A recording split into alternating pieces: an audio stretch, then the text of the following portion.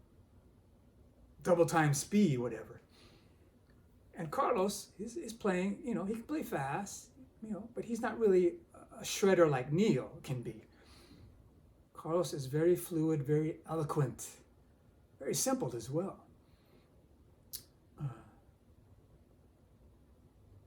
And I guess really he's a blues player. Neil is has a more variegated approach. He can go off on other tangents, country, jazz, this, that, and the other. Carlos, he can explore there, and he has in the past. His great albums from the '70s, Caravanserai, Welcome, Borboleta, Illuminations with Alice Coltrane, Love, Devotion, and Surrender with John McLaughlin. Yeah, so Carlos has his exploratory nature as well, but primarily he's a blues player, but he plays the blues like no other. That's what makes him Carlos. He has his unique phrasing and his stutter step and timing, how he has his own magic, and you all know this. I don't need to be preaching to the choir here. But it's fun to preach to the choir. So, on that note, let's give it a wrap. This is like one of those songs, there's so many songs, they pretend like they're gonna end. Hope You're Feeling Better, for example, a Greg Raleigh composition from Abraxas.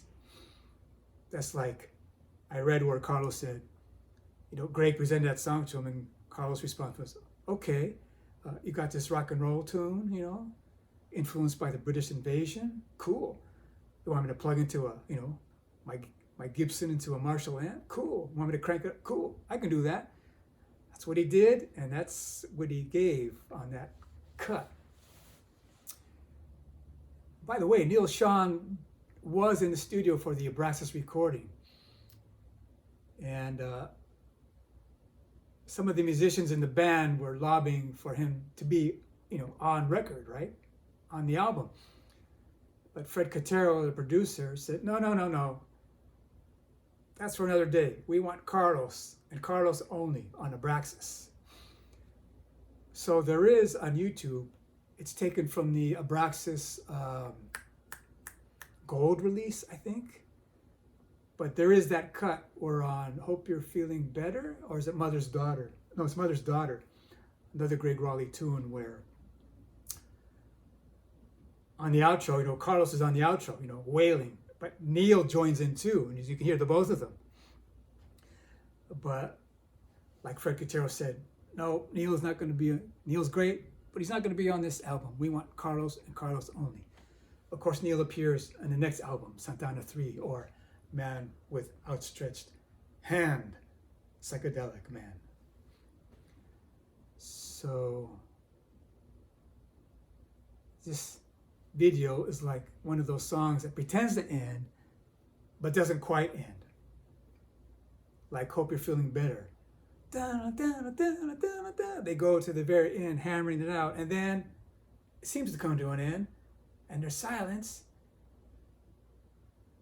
and then they come roaring back, and then close it out. Sort of like how Strawberry's Field does, That's one of the earlier tunes of that era where you had the false ending. Strawberry fields forever. All right. I think I've carried on enough here. Adios, muchachos. Vaya con Dios. Dios le bendiga. Hasta la vista. Igualmente. No, you're supposed to say that. Igualmente. Om Shalom. Om Shalom.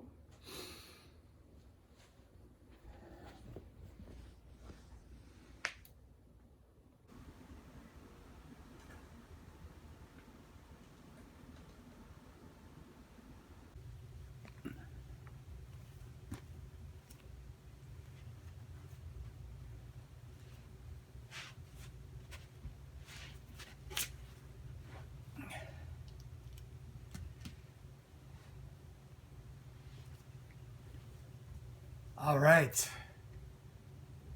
Today, this afternoon, we have a little book review inspired by one of my YouTube subscriptions.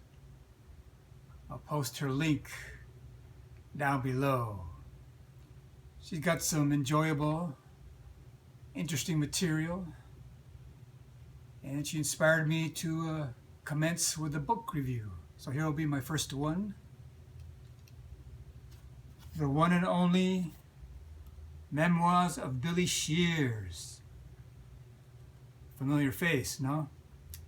Exactly. So let's read a little from the website of whose link I'm going to post below as well. It's a Paul McCartney related website. The Memoirs of Billy Shears is a tell-all memoir of Paul McCartney. It was created with the talents of poet and coder Thomas E. Harriott